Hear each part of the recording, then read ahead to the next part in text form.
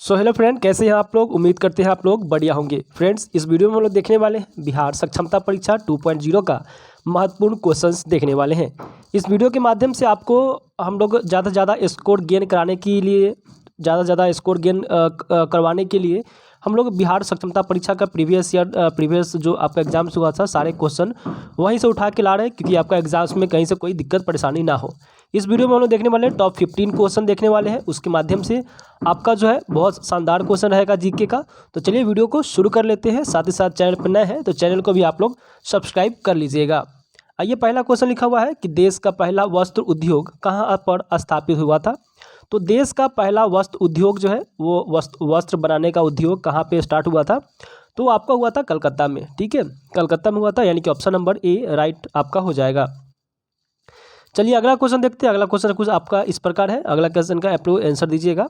और कह रहा है कि वस्त्र निर्माण उद्योग में विकास जो है किसका प्रयोग किया जाता था, यानी कि वस्त्र निर्माण उद्योग में किसका प्रयोग किया जाता था वो आपको बताना है। तो दोस्तों ये आपका जो है किया जाता था कपास का भी वस्त्र बनाने में, ऊन का भी, सिल्क का भी, यानी कि आपका क्या हो जाएगा उपरोक्त में से सभी। कपड़ा बनाने के लिए हम लोग सभी चीज़ का, कपास का भी, ऊन का भी और सिल्क का भी। कपास की खेती कब सबसे ज़्यादा कहाँ होती है, तो दोस्तों कपास की सबसे ज़्यादा खेती महाराष्ट्र में होती है। और कपास की खेती कौन सी मिट्टी में होती है, तो काली मिट्टी में होती है। ठीक है, ये आप लोग याद करके चलेंगे दोस्तों। चलिए अगला क्वेश्चन देखते हैं। अगला क्वेश्चन आपके सामने है और अगला का आप लोग आंसर दीजिएगा। कहा कि गलौड़ जो है किस उद्योग के लिए प्रसिद्ध है। गलौड़ आपका जो है किस लिए आपका प्रसिद्ध है, तो दोस्तों आपका यह है यहाँ पे सूचना प्रौद्योगिकी का काम चलता है, इसलिए आपका प्रसिद्ध है, यानी कि ऑप्शन नंबर सी राइट हो जाएगा।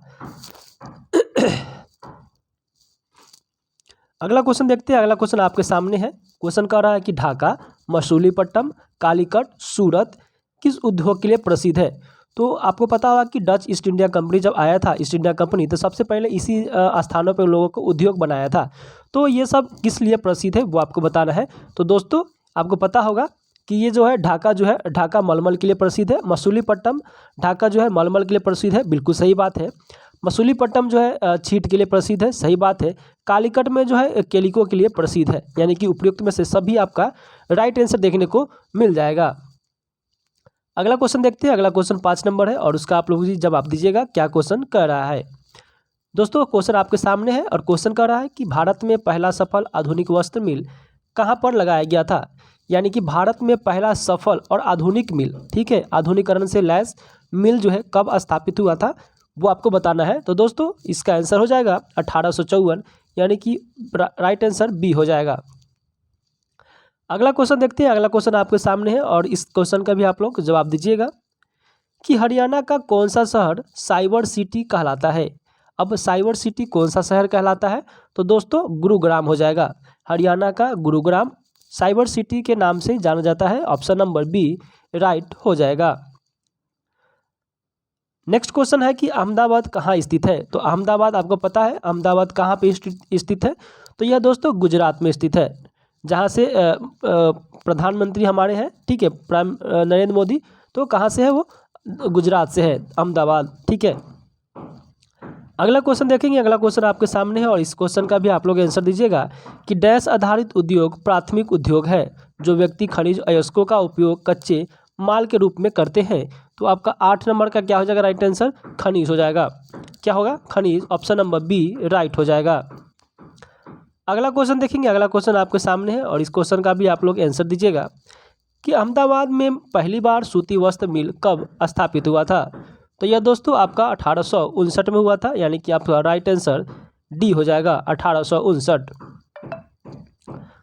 अगला क्वेश्चन देखेंगे। अगला क्वेश्चन आपके सामने है कि ओसाक जो है किस देश का महत्वपूर्ण वस्त्र उद्योग का केंद्र है। 10 नंबर, तो दोस्तों यह आपका ओसाक जो जापान का है। ओसाक किस देश का महत्वपूर्ण वस्त्र है, तो ओसाक जो है जापान का आपका हो जाएगा राइट आंसर।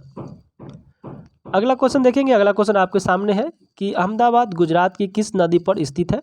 तो अहमदाबाद जो है गुजरात के साबरमती पर स्थित है, आपको पता होगा साबरमती के बारे में हमने पढ़ाया था, ऑप्शन नंबर सी राइट हो जाएगा। अगला क्वेश्चन आपके सामने है। अगला क्वेश्चन का आप लोग आंसर दीजिएगा। कौन सा उद्योग विश्व में प्राचीनतम उद्योग में से एक है। अब कौन सा इसमें से इंडस्ट्रियल है जो सबसे प्राचीन उद्योगों में से एक है, तो आपको पता होगा वो सबसे पहले क्या था कि सूती वस्त्र बनता था। क्या बनता था? सूती वस्त्र बनता था, इसलिए ऑप्शन नंबर ए राइट हो जाएगा। अगला क्वेश्चन देखिए, अगला क्वेश्चन 13 नंबर है। 13 नंबर का आप लोग आंसर दीजिएगा। कह रहा है कि डैश आधारित उद्योग कच्चे माल के रूप में समुद्र और महासागरों के उत्पादनों का उपयोग करते थे। तो यह आपका हो जाएगा समुद्र हो जाएगा। ये क्वेश्चन आपके सारे NCERT का आपका क्वेश्चन उठाया जा रहा है। ठीक है, चलिए अगला क्वेश्चन है। अगला क्वेश्चन क्या कर रहा है कि प्राकृतिक रेशा कौन से है? तो प्राकृतिक रेशा आपका ऊन भी है, सिल्क भी है, कपास भी है, या दोस्तों इनमें से सभी हो जाएगा। राइट आंसर आपका डी हो जाता है। अगला क्वेश्चन देखेंगे। अगला क्वेश्चन कुछ इस प्रकार है कि औद्योगिक तंत्र में क्या शामिल होता है? तो औद्योगिक तंत्र में क्या शामिल होता है वो आपको बताना है। तो दोस्तों इसमें निवेश भी करते हैं हम लोग, प्रकरण भी करते हैं और निर्गत भी करते हैं, यानी कि ऑप्शन नंबर क्या हो जाएगा? डी राइट हो जाएगा। नेक्स्ट क्वेश्चन है। नेक्स्ट क्वेश्चन आपके सामने है कि पतन का अर्थ क्या होता है? तो आपको पता होगा कि पतन माने क्या होता है आपका, एक तो खत्म होना, एक होता है बंदरगाह। ठीक है, बंदरगाह कहाँ होता है? जहाँ पे आपका मान लीजिए कि समुद्र है, ये क्या आपका समुद्र है, तो यहाँ पे छोटे छोटे स्टॉपेज होते हैं। ठीक है, जहाँ पे रुकते हैं, तो इसी को हम लोग बंदरगाह बोलते हैं। ठीक है, चलिए नेक्स्ट क्वेश्चन है कि मत्स्य तेल निर्माण का डैश आधारित उद्योग एक उदाहरण है। ठीक है, तो दोस्तों यह हो जाएगा आपका समुद्र हो जाएगा। क्या हो जाएगा? यह आपका समुद्र का उदाहरण है। ठीक है, चलिए अगला क्वेश्चन देखते हैं। अगला क्वेश्चन आपके सामने है। अगला क्वेश्चन का आप लोग आंसर दीजिएगा। क्वेश्चन है कि औषध रसायन डैश पर आधारित उद्योग का एक उदाहरण है। तो दोस्तों यह आपका वन का एक उदाहरण है। किसका उदाहरण है? वन का, यानी कि औषध रसायन, औषधि कहाँ से बनता है? वन से, तो वन का एक हो जाएगा, यानी कि option number D, D right answer हो जाएगा, वन। चलिए अगला क्वेश्चन है कि डैश में कच्चे माल को लोगों के लिए अधिक मूल्य के उत्पादों के रूप में परिवर्तन किया जाता है। तो यह आपका हो जाएगा द्वितीय क्रियाकलाप हो जाएगा, यानी कि यह द्वितीय कारक हो जाएगा। द्वितीय कारक हो जाएगा, ऑप्शन नंबर बी राइट हो जाएगा। अगला क्वेश्चन है कि जापान का मैनचेस्टर के नाम से किसे जाना जाता है? तो जापान का मैनचेस्टर किसे जाना जाता है? तो दोस्तों यह आपका ओसाका हो जाएगा। जापान का मैनचेस्टर ओसाका के नाम से जाना जाता है, यानी कि ऑप्शन नंबर ए राइट हो जाएगा। अगला क्वेश्चन देखते हैं। अगला क्वेश्चन आपके सामने है। अगला क्वेश्चन चैप्टर नंबर 6 से देखते हैं, NCERT का चैप्टर नंबर 6। देखिए यह क्वेश्चन क्या कर रहा है कि मानव संसाधन मंत्रालय का निर्माण लोगों को क्या बढ़ाने के लिए हुआ था? तो वो आपको बताना है। तो दोस्तों यह हो जाएगा आपका कौशल बढ़ाने के लिए। मानव संसाधन का मंत्रालय जो है उन लोगों को आपका कौशल, यानी कि आपका जिज्ञासा को बढ़ाने के लिए, एक्टिविटी को बढ़ाने के लिए हुआ था।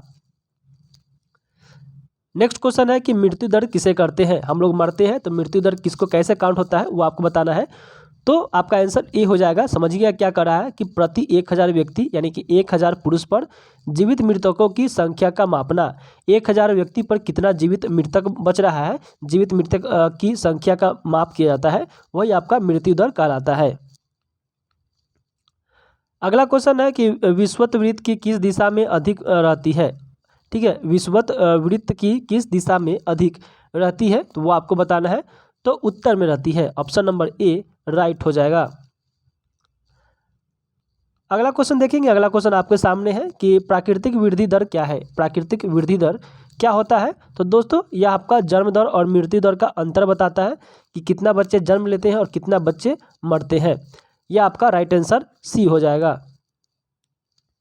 अगला क्वेश्चन आपके सामने है और अगला का आप लोग आंसर दीजिएगा कि जनसंख्या घनत्व किसे कहते हैं? तो जनसंख्या घनत्व आपको हो जाएगा कि पृथ्वी पृष्ठ के एक इकाई क्षेत्र में रहने वाले लोगों की संख्या को जनसंख्या घनत्व कहते हैं। मान लीजिए कि यह आपका एरिया हो गया, इसमें जितना भी रहेंगे सभी लोग क्या कहेंगे कि आपका जनसंख्या घनत्व कहेंगे, यानी कि 1/1 में आप कितने आदमी को एडजस्ट कर पाते हैं। ठीक है, चलिए अगला क्वेश्चन है कि अप्रवास क्या है? तो अप्रवास क्या है दोस्तों वो आपको बताना है। 6 नंबर का, या 6 नंबर का बताइए इसमें क्या हो जाएगा। तो दोस्तों जब कोई व्यक्ति नए देश में आकर बस जाते हैं उसे अप्रवास दिवस, अच्छा अप्रवास दिवस कब मनाया जाता है वो आपको कमेंट करके बताना है। बोलते हैं ना प्रवासी आ रहे हैं। ठीक है, संपूर्ण विश्व का जनसंख्या कितना है, तो संपूर्ण विश्व का जनसंख्या घनत्व कितना है पूरा वर्ल्ड का, वो आपको पूछ रहा है। तो 7 का दोस्तों आपका हो जाएगा 45, यानी कि 45 हो जाएगा। ठीक है, चलिए 45%। जनसंख्या का सबसे अधिक घनत्व कहाँ है? तो जनसंख्या का सबसे अधिक घनत्व जो है वो आपका क्या हो जाएगा? तो दक्षिण मध्य एशिया में हो जाएगा, दक्षिण मध्य एशिया में हो जाएगा। Option number C right answer देखने को मिल जाते हैं। 9 नंबर क्वेश्चन देखेंगे। 9 नंबर आपके सामने है और 9 का आंसर आप लोग दीजिएगा। चलिए क्वेश्चन क्या कर रहा है कि भारत में जीवन प्रत्याशा दर कितनी होती है? भारत में जीवन प्रत्याशा दर कितनी है वो आपको बताना है दोस्तों। तो 9 का क्या हो जाएगा आपका 64 वर्ष, यानी कि 64 वर्ष एवरेज किया गया है। कितना वर्ष जाते जाते आदमी की मृत्यु होता है। अब इसको घटाकर कितना कर दिया गया है? 60 वर्ष। नए शोध के अनुसार भारत में जो जीवन काल अब 60 वर्ष ही हो चुका है। मानव संसाधन मंत्रालय का निर्माण कब हुआ था? तो मानव संसाधन मंत्रालय का निर्माण कब हुआ था वो दोस्तों वो आपको बताना है। तो आपका 1985 में हुआ था, राइट आंसर हो जाएगा। 1885 में क्या हुआ था आप लोग कमेंट करके जरूर बताएंगे। 1885 में क्या हुआ था वो आपको बताना है, बहुत फेमस है। जनसंख्या वितरण का प्रतिरूप कहते हैं। जनसंख्या वितरण का प्रतिरूप किसे कहते हैं? तो हो जाएगा आपका ऑप्शन नंबर ए, यानी कि जिस तरह से लोग पृथ्वी की सतह पर फैले हुए हैं उसे जनसंख्या वितरण कहते हैं। अब पृथ्वी पर ही फैलेगा ना, कि कहीं और जाके फैल जाएगा। ठीक है, अच्छा जन्म दर किसे कहते हैं? अब जन्म दर किसे कहते हैं? तो जन्म दर होता है कि प्रति 1000 व्यक्तियों पर जीवित जन्मों की संख्या। मृत्यु दर भी यहाँ पे किससे हो जाएगा? यहाँ पे जन्म जो होगा तो यहाँ पे मृत्यु हम लोग डाल देंगे तो मृत्यु दर हम लोग समझ सकते हैं। अगला क्वेश्चन देखेंगे। 13 नंबर क्वेश्चन आपके सामने है कि प्रवास किसे कहते हैं? तो जस्ट मैंने आपको प्रवास के बारे में बताया है कि किसी क्षेत्र में विशेष लोग को आने जाने की प्रवास कहते हैं। अब ये यहाँ पर रहते हैं, ठीक है, अब यहाँ पे इसको जाना है, ठीक है, अब यहाँ पे कहीं गए नहीं है, यहाँ पे आपको बसना है, तो ये सब क्या हो जाएगा? प्रवासी लोग हो जाता है। ठीक है, अगला क्वेश्चन है कि विश्व की जनसंख्या 90% से अधिक भाग पर भूपृष्ठ के लगभग कितने प्रतिशत भाग पर निवास करते हैं? तो दोस्तों यह आपका 10% भाग पर निवास करते हैं। कितने परसेंट? 10% भाग पर निवास करते हैं, यानी कि ऑप्शन नंबर आपका सही हो जाएगा सी। अगला क्वेश्चन दिया हुआ है कि प्रधानमंत्री कौशल विकास योजना की शुरुआत कब की गई थी? तो दोस्तों यह आपको पता होगा कि 2015 में आपका प्रधानमंत्री कौशल योजना का शुरुआत किया गया था। ठीक है, इसलिए आपका ऑप्शन नंबर ए राइट हो जाएगा। 16 नंबर क्वेश्चन देखेंगे। 16 नंबर आपके सामने है कि देश में आने वाले लोग क्या कहलाते हैं? तो देश में आने वाले लोग जस्ट मैंने बताया था कि अप्रवासी कहलाते हैं। ठीक है, किसी दूसरे जगह से यहाँ पे बस जाते हैं वो क्या कहलाते हैं? अप्रवासी कहलाते हैं। अगला क्वेश्चन देखेंगे 17 नंबर। 17 नंबर का आप लोग आंसर दीजिएगा कि कह रहा है कि देश के अंदर बड़ी संख्या में किन कारणों से लोग ग्रामीण क्षेत्र से नगरीय क्षेत्रों की ओर चले जाते हैं? अब किन कारण से आपको जाते हैं? जो ग्रामीण होते हैं और ग्रामीण से नगर में चले जाते हैं, यानी गांव से शहर में जाते हैं।